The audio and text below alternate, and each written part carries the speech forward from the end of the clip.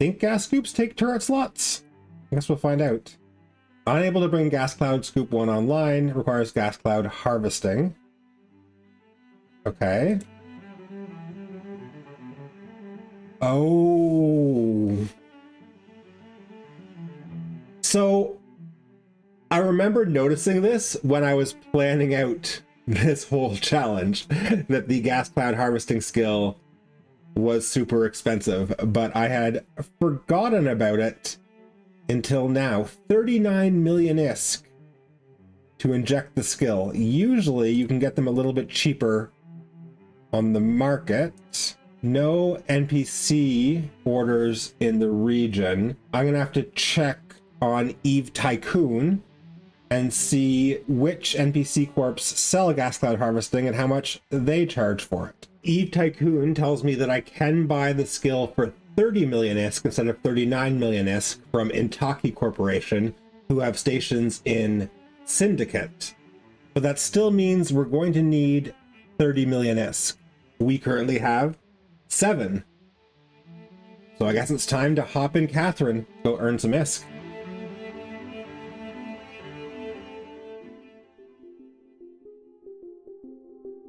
This is Bill. Bill wants to build a Cynabal and join the Angel Cartel cause in Zarzak, but he's not making it easy on himself.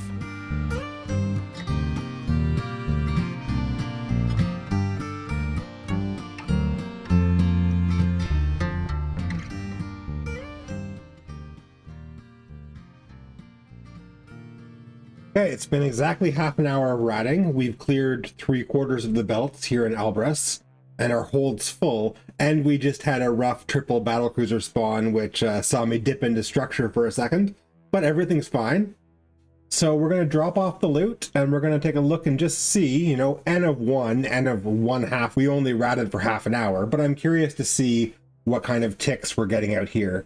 The first tick already came in, and it was 2.1 million. So we'll see, we should get a second tick pretty soon.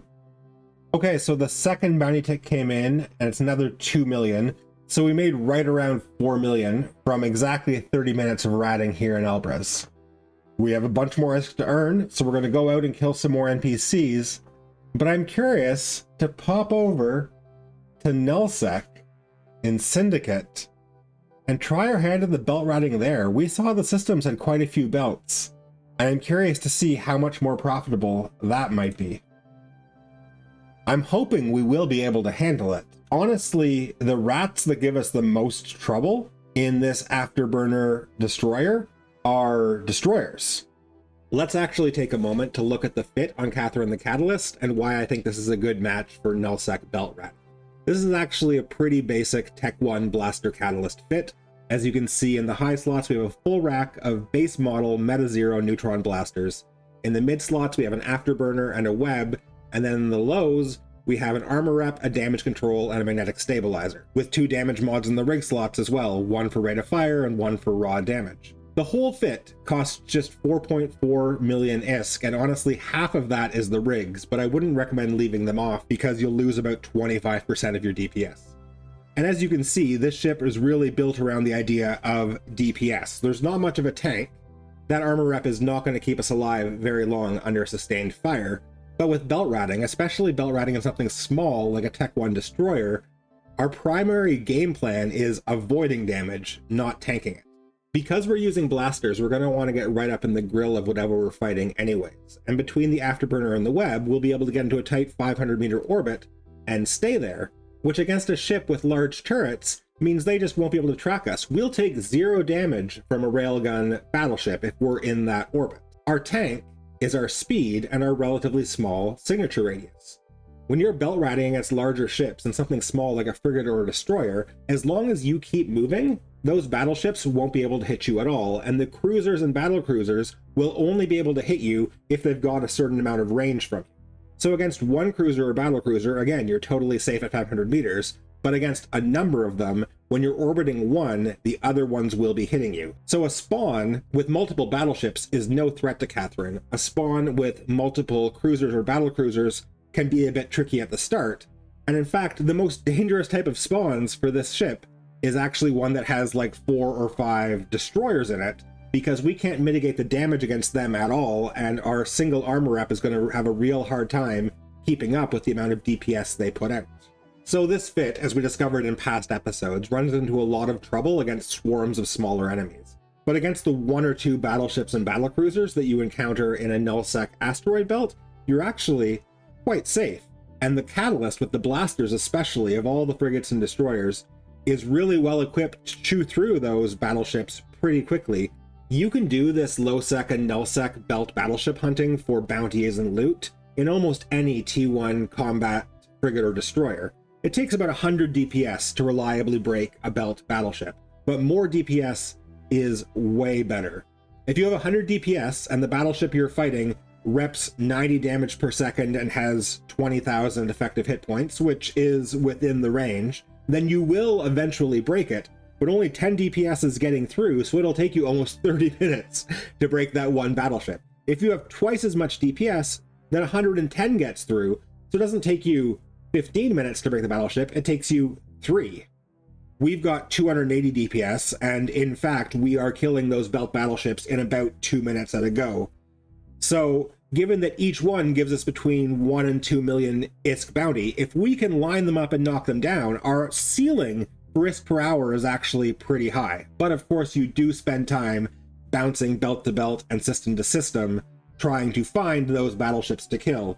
So we're going to find out in nullsec just what our actual ISK per hour works out to. I think it's going to be quite a bit higher than the 6 to 8 million that we're making here in lowsec.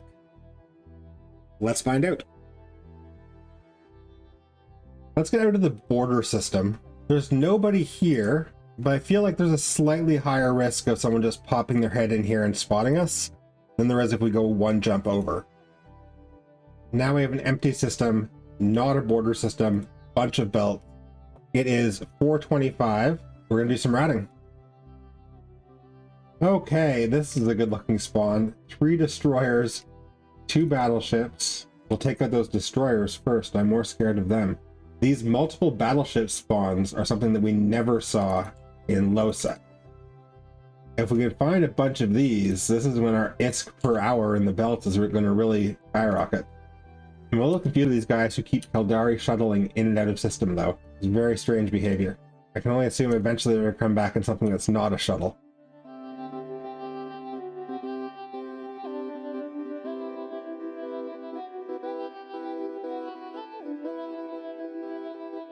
I think we don't want to waste our time in nullsec killing smaller spawns. I think we need to be jumping belts and killing battleships and ignoring the lighter spawns.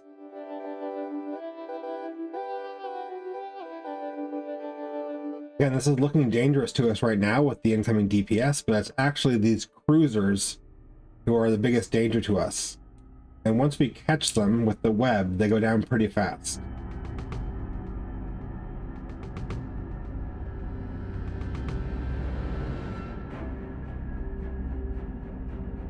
Oh, first tick, 3.7 million. It's like almost double the income.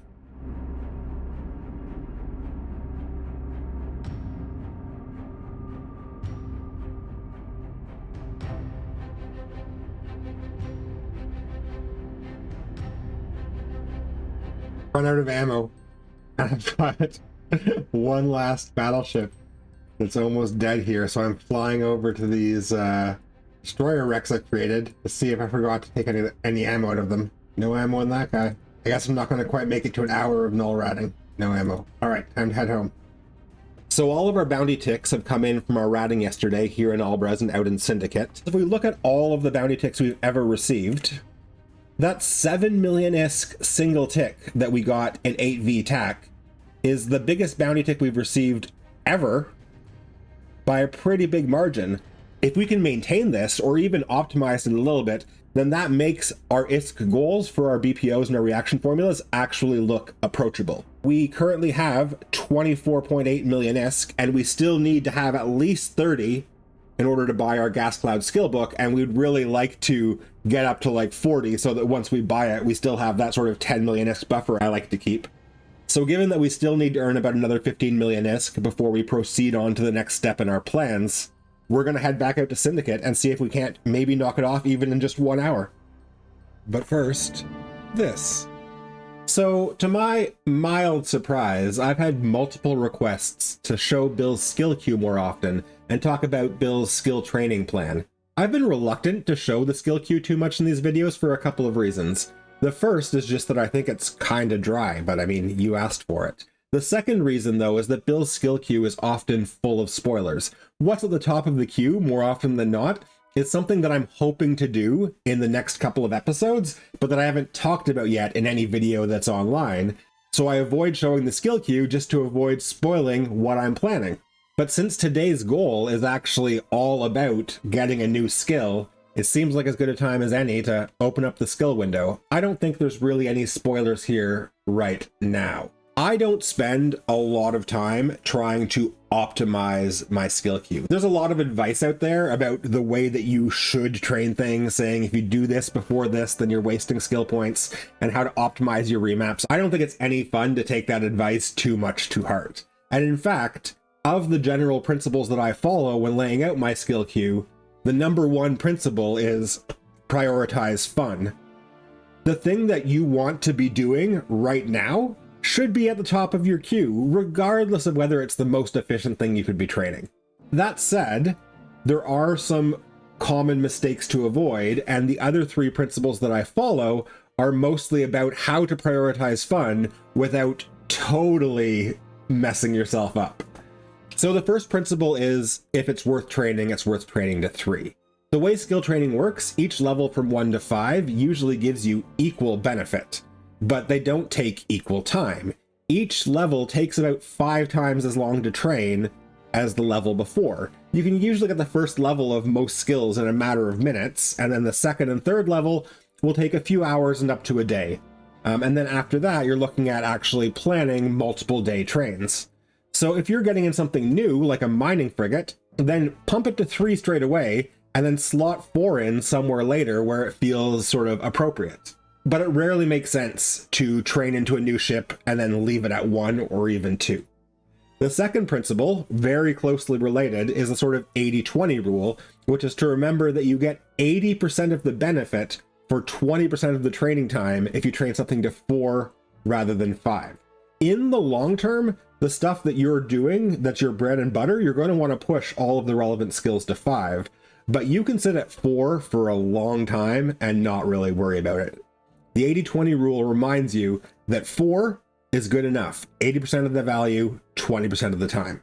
The big exception to this, of course, is when training something to 5 unlocks things. For example, in turret skills or drone skills, often you need to get the skill to 5 before you can use the Tech 2 versions, and the Tech 2 versions are a huge upgrade. So in those cases, where the 5th level is unlocking a massive step up in terms of your equipment, you don't get 80% of the benefit at level 4, and so prioritizing training level 5 earlier than you otherwise would can make a lot of sense. And the last skill queue management principle I'll talk about is an idea I call narrow, wide, narrow. When you're training into something new, you're often training a very narrow skill. Like, for example, here, mining frigate at the top of the queue. For us, it's only useful for the venture, for the 1 ship. But we're training it to 3, because if it's worth training to 3. But then, before we think about pushing that narrow mining frigate skill to 4 or 5, we should be asking ourselves, are there broader support skills that we should be training first? And this leads into a concept that's often presented as the, be-all and end-all of skill queue management, which is the Magic 14. There are 14 skills that apply to every ship you will ever fly, at least every ship you'll ever fly that can target other ships. These are skills like evasive maneuvering and spaceship command and CPU management and navigation, ones that you'll see in my skill queue at the 5 level as a sort of aspiration. You'll see my skill queue is 220 days long. Frankly, I'm hoping to be sitting in a Cynabal in less than 220 days, but there's no harm in having a long skill queue. And really, if you're wondering what should belong in your skill queue, you can put these Magic 14 skills, which I hopefully have put up on an overlay, you can put them in your skill queue to 5 at the bottom and just keep slotting things in above them, knowing that if your queue ever runs dry, you're working your way down the Magic 14. Now, the Magic 14 apply bonuses to every ship. But there are other skills referred to as support skills, which also apply bonuses in a very wide net. So Bill, for example, despite all of his gas harvesting and ice harvesting side quests, his primary activity is shooting things with turrets. And so the turret support skills become essentially part of his Magic 14 or Magic 20. I'm talking about skills like gunnery, which gives a 2% rate of fire bonus to every turret in the game, or skills like advanced weapon upgrades, which reduce the power grid need of every weapon in the game. It makes sense to be training these skills to the higher levels before you push skills like medium hybrid turret up to 5. Actually, a really good example is the Galente Destroyer skill. We sit in a Catalyst more often than we sit in any ship, and yet I've only trained Galente Destroyer to 4. That's because the 5th level of Galente Destroyer in a Catalyst is going to get us another 10% bonus to tracking speed and fall off. We would like those, but Galente Destroyer 5 only offers that for us for the Catalyst. Whereas, over here in the gunnery support skills, if we're training things like motion prediction and trajectory analysis to 5 ahead of Galente Destroyer 5, then we're getting very similar tracking speed and fall off bonuses, but they'll apply equally as well to our Thorax, to our Atron, to our Slasher, to every ship that we ever fit a turret on. So the narrow, wide, narrow idea is you bring your targeted skills like Galente Destroyer, like Mining Frigate, up to 3 straight away. And then before you push them to 4, you generally want to make sure that you have the relevant support skills, whether they're the Magic 14 or the turret support skills or the mining support skills like Astrogeology, for example, which is in our queue right now. You want to make sure that you push them up to 3 or 4 before you start thinking about pushing your narrow skills to 4 or 5.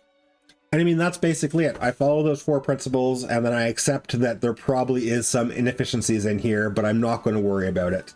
If you're looking for an in-depth, detailed optimization of your skill training plan, I'm not the guy for you to come to. But if you're just looking for permission to prioritize fun, to put the things that you want to train at the top of the queue and the things that you should train at the bottom, then let me give you that permission. Do it. A training queue that makes you not want to log into the game is not a good training queue. Now let's get back to shooting stuff. Okay, we found a nice quiet system in Syndicate. We're going to run a bunch of belts.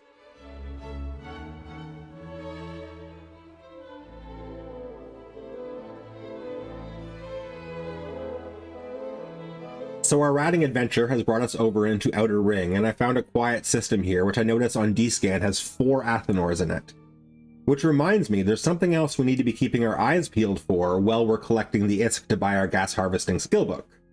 Since purchasing the Venture BPO, we've mostly talked about how useful that ship's going to be for harvesting the gas we need to build a Cynabal, but there's something else on our Cynabal shopping list that the Venture is going to be essential for. The most esoteric task we have to undertake on our to-do list is ninja mining a moon. There are a bunch of materials that we're going to require in the Cynabal build process that only come from moon mining. So, how do you mine a moon? Well, it's basically a 5-step process, and step 1 is a doozy. Step 1, you build a space station, specifically an Athenor, in orbit around the moon. Step 2 is use a drilling platform attached to that Athenor to blast a chunk of moon free from the surface. Step 3 is to tractor beam that chunk over to your space station. Step 4, use the space station's secondary laser to blast that chunk of moon into an asteroid belt. And step 5, bring out a regular old mining ship and mine those rocks for the minerals that are exclusive to that moon. Well, here we are, sitting in space above an Athenor that belongs to the Initiative.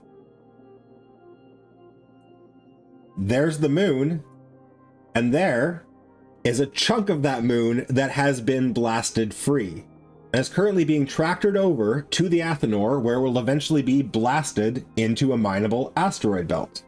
We're going to skip steps 1, 2, 3, and 4 because we don't want to build an Athenor. And then once that moon chunk explodes into that mineable asteroid field, Because building an Athanor and defending it is expensive and risky, and because tractoring in the moon chunk costs fuel, the corporation that owns the Athanor rightfully thinks of that asteroid belt as belonging to them. But, like so many other things in the game, that asteroid belt doesn't actually belong to them unless they defend it. So what we're going to need to do is we're going to need to find an Athanor that has tractored in a moon chunk, blasted into an asteroid belt, and we're going to need to hopefully find a moment when we can sneak in, mine some of those asteroids, and get out without the people who own the Athanor undocking and blowing us up.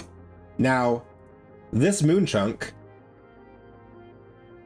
is in the being tractored in phase, and it is 829 kilometers away from the Athanor currently. It's moving slowly. How fast it moves in from the surface to the Athanor depends on what settings the Athanor owner chose when they blasted it free. It can take a couple of days, it can take a few weeks. If we sit here long enough and watch this moon chunk, we will eventually see that 829 kilometers tick down to 828 kilometers, then 827. But given that this takes days at a minimum, it can be a while before you can get a sense of how quickly that moon chunk is moving. What we're going to need to do is create a spreadsheet of different Athanors around here, where their moon chunks are, and how fast they're approaching. So as we're out here, we're going to be stopping by these Athanors, and we're going to be taking note of the day and the time and the distance of the moon chunk, and then in a day or two, we'll come back and do that same circuit, put in a second column, and we'll be able to calculate roughly when each of those Athanors is going to have a harvestable belt out next to it. So this moon chunk, still 829 kilometers away, not moving very fast, but we'll put an entry in the spreadsheet.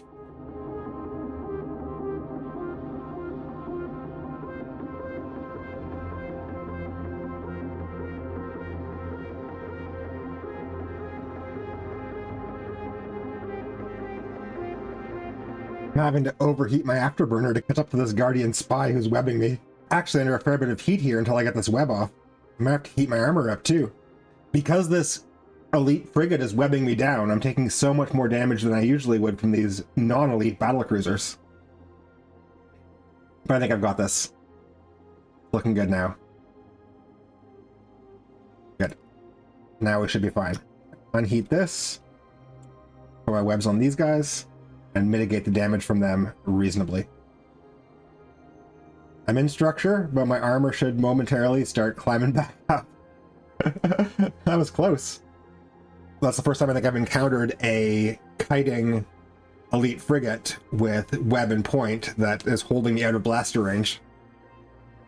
Fortunately, we have thermodynamics trained, so we can heat the afterburner and get in there. I may need to fly in. I'm gonna have to fly in on this guy at an angle, considering that my tank is still so tested. Can't let him get wrecking shots on me. And my cap's getting low, but I've got him in web range now. Be able to turn off the armor up for a bit. He should start missing me starting now. Misses. Yeah, misses completely. Some of these null spawns are not joking around. Oh, there's a pacifier in system. I need to not forget about that. Gotta wrap up for a second. So far, I haven't encountered an asteroid spawn that this catalyst fit can't take, but I gotta say, some of them are kind of close. I mean, I suppose not counting those diamond rat mining fleet spawns.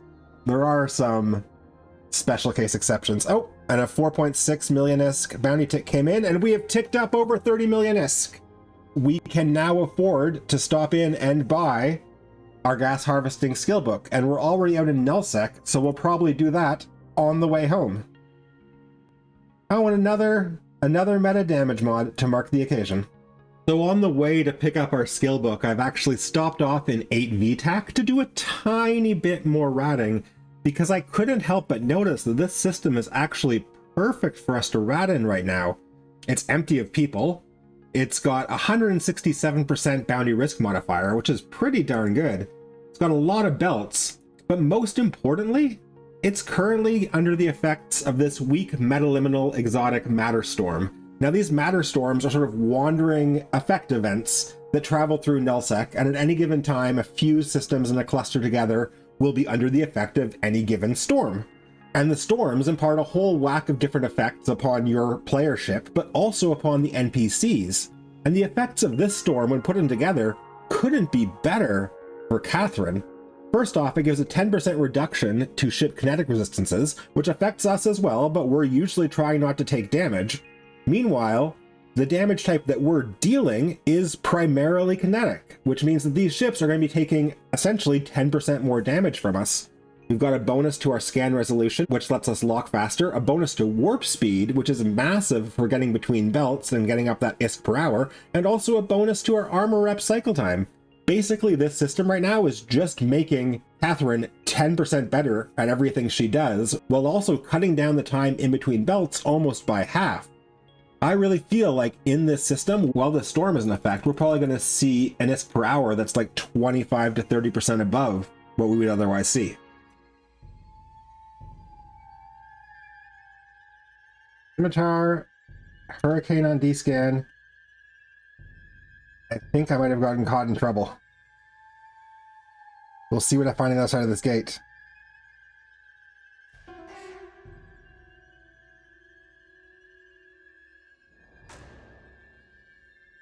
There's a camp.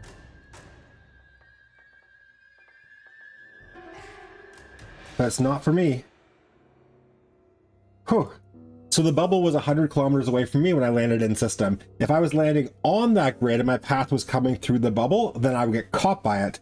But you can actually warp through a bubble that's on your starting grid as long as you're not in it. So the fact that they were sitting in a bubble 100 kilometers away from the gate did not prevent me from warping off. And I had to warp off quickly because there was a scimitar and a hurricane coming through from the system behind, and I had seen a hawk and a svipple over there as well. So I knew that pretty quickly a bunch of stuff was going to start coming through behind me. So I just warped off to a random moon, made a safe spot. I'm going to make another, and then I'm going to see if I can dock up at that station safely, although I might not want to dock while all these people are here, because if they camp the undock, I won't be able to get out. I won't be able to do anything. So, given that there's a hostile group in system, I think my course of action is probably to log off in space. I don't have any timers, and if you don't have any timers, you can always choose to safely log off in space, and a 30-second timer will start ticking down. And when that finishes, your ship will despawn, and you'll be invulnerable, and then you'll log back in that same spot. There is, I think, some combat going on here. A couple of capsules have just appeared. Okay, so while they're occupied with each other, I'm going to start the safe log-off process before that Helios there launches combat scanner probes, in case they have not forgotten about me. You can descan while this timer's going, but you can't do much of anything else. If you just close the game, your ship stays in space for 30 seconds, even with no timers, before it despawns. So this countdown is to allow you to remain aware and present while that 30 seconds is passing, in case you need to abort it. And we're good. No combat probes. Be back in a bit.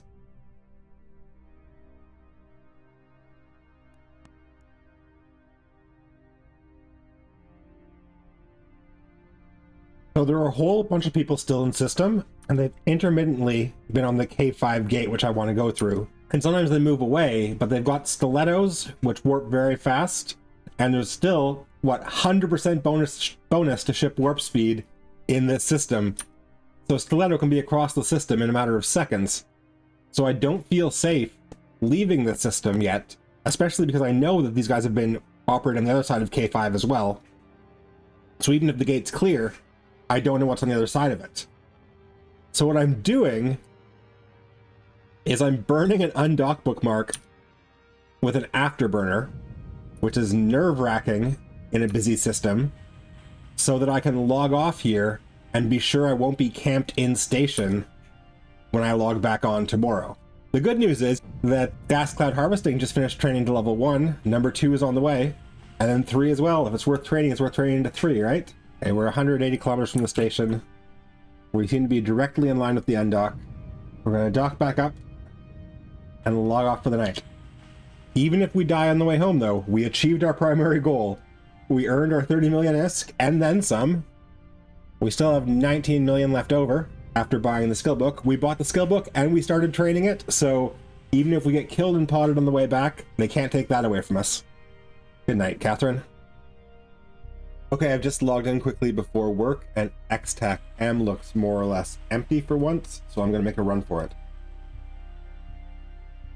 Someone just jumped into system. There's an Ennio. One of the people in local was in the station. Everybody's on the K5 gate. Let's go. Sentinel was right behind me, but he did not jump through. Okay, well, I think we're probably getting out of here safely now. I think that getting through that one gate was the most dangerous part of our voyage. I think the rest of the flight back to Albres should be pretty placid.